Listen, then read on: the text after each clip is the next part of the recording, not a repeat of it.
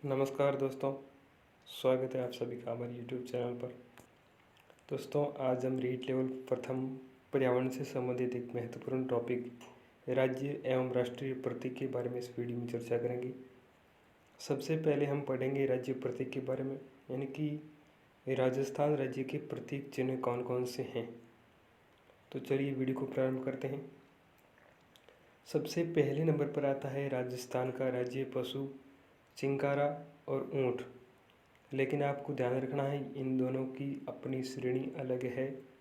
सबसे पहले नंबर पर आता है चिंकारा। तो चिंकारा को वन्य जीव श्रेणी से राज्य पशु घोषित किया गया है। वन्य जीव श्रेणी से इसलिए घोषित किया गया है क्योंकि ये वनों में विचरण करता है और इसका वैज्ञानिक नाम गजेला बेंटी, कहीं कहीं पर आपको गजेला गजेला भी देखने को मिलता है और इसको भारतीय गजेला के नाम से भी जाना जाता है।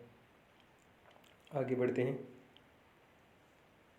चिंकारा शाकाहारी वन्य जीव है और चिंकारा के सींग हैं वो छल्लेदार होते हैं। एंटीलोप प्रजाति का जीव है। आपको चिंकारा के बारे में ये सारी बातें ध्यान रखनी है। जो भी महत्वपूर्ण फैक्ट थे मैंने इस वीडियो में शामिल किए हैं। आगे बढ़ते हैं। दूसरे नंबर पर आता है ऊँट। ऊँट को है वो पशुधन श्रेणी से राज्य पशु घोषित किया गया है। 2014 में बीकानेर में मुख्यमंत्री वसुंधरा राजे की अध्यक्षता में एक कैबिनेट की मीटिंग हुई। उस मीटिंग में है वो ऊँट को राज्य पशु घोषित करने का निर्णय लिया गया और 19 सितंबर 2014 को राष्ट्रपति ने इस संबंध में अधिसूचना जारी की और 19 सितंबर को ऊँट को राजस्थान का राज्य पशु घोषित किया गया। और जो ऊँट महोत्सव है वो बीकानेर में ही मनाया जाता है।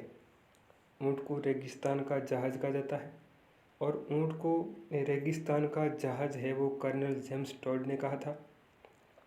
ऊँट के पैर इस प्रकार से होते हैं कि रेगिस्तानी धोरे होते हैं, वहाँ पे बड़ी आसानी से चल सकता है। ऊँट के ऊपर एक कुबड़ होती है, उस कुबड़ में वसा का संग्रह रहता है, जिस कारण ये लंबे समय तक है वो प्यासा रह सकता है। आगे बढ़ते हैं। ऊँट की पालक जाति यानी कि सर्वाधिक ऊँट पालन है वो रैबारी जाति के लोग करते हैं और ऊँटों के देवता के नाम से पाबूजी को जाना जाता है। और जब भी ऊँट बीमार होते हैं तो पाबूजी के नाम से उनकी फड़ का वाचन करवाया जाता है। सर्वाधिक ऊँट राजस्थान राज्य में, ये आपको ध्यान रखना है, यानी कि ऊँटों की संख्या में राजस्थान भारत में प्रथम स्थान पर है। सर्वाधिक ऊँट राजस्थान में ही पाए जाते हैं। और राजस्थान में सर्वाधिक ऊँटों की बात करें तो पहले नंबर पर जैसलमेर आता है और सबसे कम ऊँट है वो प्रतापगढ़ जिले में पाए जाते हैं। आगे बढ़ते हैं।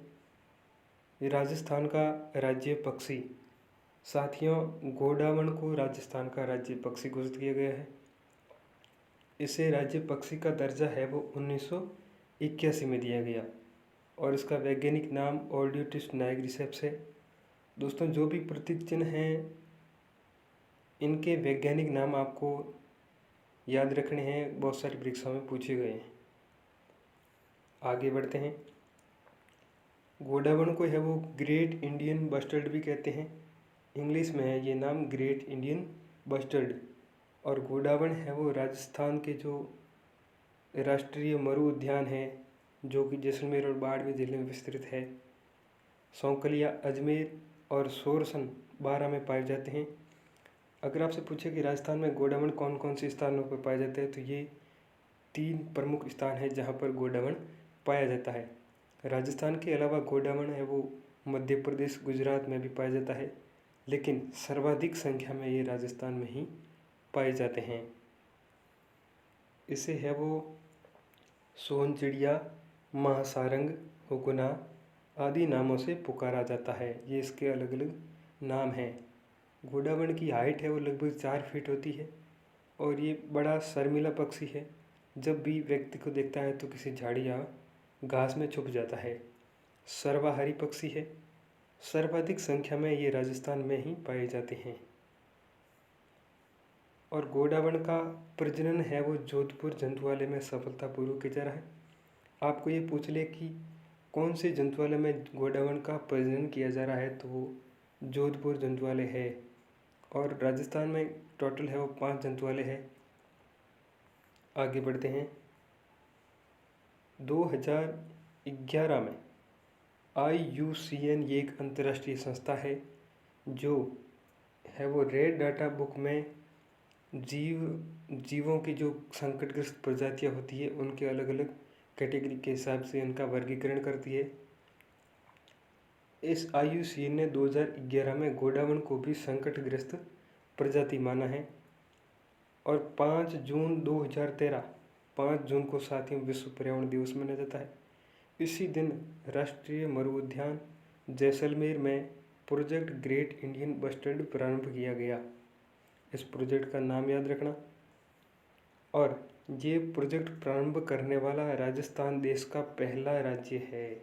सबसे पहले ये प्रोजेक्ट राजस्थान में प्रारंभ किया गया। आगे बढ़ते हैं साथियों। राज्य वृक्ष खेजड़ी 31 अक्टूबर 1983 को इसे राज्य वृक्ष का दर्जा दिया गया। इसका जो वैज्ञानिक नाम है वो प्रोसोपिस सिनेरेरिया है। ये आपको याद रखना है, परीक्षा में पूछा गया है। और रेगिस्तान का कल्प वृक्ष भी खेजड़ी को कहा जाता है। आगे बढ़ते हैं। विजयादशमी यानी कि जो दशहरा है, दशहरा के दिन इस खेजड़ी की पूजा की जाती है। और खेजड़ी को समी भी कहते हैं। इसकी फली को सांगरी कहते हैं जो सब्जी में प्रयुक्त होती है। और इसकी जो पत्तियां हैं वो लूम होती है जो कि चारे में प्रयुक्त होती है, बकरियों को चराने में काम आती है। 5 जून 1988 को खेजड़ी पर डाक टिकट जारी किया गया। ये आपको याद रखना है। इसे भारतीय मरुस्थल का सुनहरा वृक्ष भी कहते हैं। और ये खेजड़ी अधिकतर है वो रेगिस्तानी क्षेत्र में पाई जाती है। इसका तना है वो बहुत बड़ा होता है और इसमें जल अवशोषण करने की क्षमता बहुत अधिक होती है। कम वर्षा वाले क्षेत्र में भी ये बहुत आसानी से है वो पाई जाती है। अगला राज्य पुष्प रोहिड़ा 1983 में राज्य पुष्प का दर्जा दिया गया। वैज्ञानिक नाम टीका मेला अंडुलेटा है। और मरुस्थल का सागवान भी कहते हैं, मारवाड़ टीक भी कहते हैं। राजस्थान की मरुशोभा ये है वो इन नामों से रोहिड़े को अलग अलग नामों से जाना जाता है। राज्य खेल साथियों बास्केटबॉल है। राज्य नृत्य घूमर है। राज्य गीत केसरिया बालम अवनी पधारो हमारे देश है। और राजस्थान का जो पर्यटन का वाक्य है वो है पधारोनी हमारे देश। ये आपको याद रखने हैं। साथियों आगे बढ़ते हैं। आगे आते हैं राष्ट्रीय प्रतीक यानी कि भारत देश के अलग अलग प्रतीक चिन्ह हैं। सबसे पहला आता है राष्ट्रीय ध्वज। तो राष्ट्रीय ध्वज साथियों तिरंगा है जिसमें 3 रंग होते हैं। और भारत की जो संविधान सभा है जिसने संविधान का निर्माण किया था, संविधान सभा ने राष्ट्रीय ध्वज का प्रारूप है वो 22 जुलाई 1947 को अपनाया था। ये आपको याद रखना है। और इस राष्ट्रीय ध्वज की जो डिजाइन है वो पिंगली वेंकैया नामक एक डिजाइनर था, उसने तैयार की थी। और राष्ट्रीय ध्वज जो तिरंगा है वो खादी से निर्मित होता है। लंबाई चौड़ी का अनुपात आपको ध्यान रखना है 3:2 होता है। अगर आपसे चौड़ाई और लंबाई का अनुपात पूछे तो आपको 2:3 करना है। यानी कि जिधर लंबाई है उधर आपको 3 और जिधर चौड़ाई है उधर 2 आपको याद रखने। आगे रंगों का क्रम। रंगों के क्रम में है वो सबसे ऊपर केसरिया रंग होता है जो कि त्याग तपस्या शौर्य बलिदान का प्रतीक है। बीच में सफ़ेद रंग होता है जो कि शांति और भाईचारे का प्रतीक है। सबसे नीचे हरा रंग होता है जो कि खुशहाली का प्रतीक है, समृद्धि का प्रतीक है। और ये ध्वज में तीनों ही रंगों की जो चौड़ाई है वो बराबर होती है, लंबाई भी बराबर होती है, समान अनुपात में होती है। और सफ़ेद पट्टी में जो नीले रंग का चक्र होता है जिसका प्रारूप है वो सारनाथ के सिंह स्तंभ से लिया गया है। इसमें 24 तीलियां हैं। राज चिन्ह के रूप में अशोक स्तंभ को लिया गया है और अशोक स्तंभ है वो सारनाथ के अशोक स्तंभ से लिया गया है। सारनाथ जहाँ भगवान बुद्ध ने अपना प्रथम उपदेश दिया था, वहाँ पर सम्राट अशोक के द्वारा अशोक स्तंभ का निर्माण कराया गया और उसी अशोक स्तंभ को भारत का राज चिन्ह घोषित किया गया। अशोक स्तंभ में 4 शेरों की मूर्तियाँ हैं और इसके नीचे है सत्यमेव जयते लिखा गया है, जो कि मुंडक उपनिषद से लिया गया है। भारत सरकार द्वारा ये चिन्ह 26 जनवरी 1950 को अपनाया गया। यह चिन्ह के नीचे वो मुंडक उपनिषद का सूत्र सत्यमेव जयते लिखा है, ये आपको याद रखना है, और जिसका अर्थ होता है सत्य की ही जीत होती है। आगे बढ़ते हैं। राष्ट्रगीत वंदे मातरम को राष्ट्रगीत माना गया है। बंकिम चंद्र चटर्जी ने वंदे मातरम की रचना की थी और सर्वप्रथम 1896 में भारतीय राष्ट्रीय कांग्रेस के कलकत्ता अधिवेशन में गाया गया और ये चटर्जी की कृति जो आनंद मठ है उससे लिया गया है। 24 जनवरी 1950 को अपनाया गया। आगे आता है राष्ट्रगान। जन गण मन को राष्ट्रगान के नाम से जानते हैं। रविंद्रनाथ टैगोर ने इसकी मूल रूप से बांग्ला भाषा में रचना की, लेकिन जो प्रचलित संस्करण है ये हिंदी में है। 27 दिसंबर 1911 को भारतीय राष्ट्रीय कांग्रेस ने कलकत्ता अधिवेशन में गाया गया। 24 जनवरी 1950 को अपनाया गया और इसके गाने की जो टोटल अवधि है वो 52 सेकेंड है। राष्ट्रीय पंचांग के रूप में शक संवत आधारित कैलेंडर को राष्ट्रीय पंचांग घोषित किया गया है और इसमें प्रथम माह चैत्र होता है, सामान्य दिन 365 होते हैं और इसे 22 मार्च 1957 को अपनाया गया। ये आपको याद रखना है, पूछा गया है। शक संवत का प्रारंभ 78 ईस्वी में हुआ था। राष्ट्रीय पशु बाघ है और इसका वैज्ञानिक नाम पैंथेरा टाइग्रिस लिनायस है। बाघ को 1972 में राष्ट्रीय पशु है वो घोषित किया गया और भारत में बाघ की विशेष रूप से एक ही प्रजाति पाई जाती है जो कि रॉयल बंगाल टाइगर है, बंगाल में पाए जाते हैं। राष्ट्रीय पक्षी के रूप में मोर है, वैज्ञानिक नाम पाउ क्रिस्टेसस है। 1963 में राष्ट्रीय पक्षी घोषित किया गया।